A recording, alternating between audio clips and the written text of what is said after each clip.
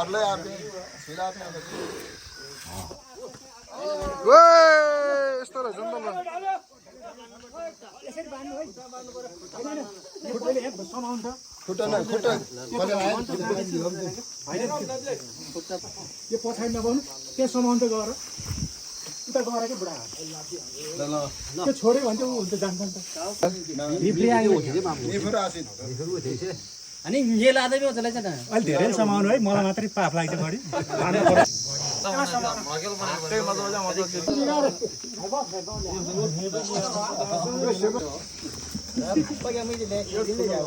एकैचोटि त होइन होला नि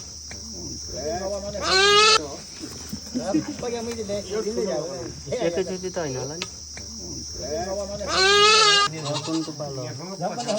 ल कुन हो ल्याउन यो ल यो आधा ठीक भयो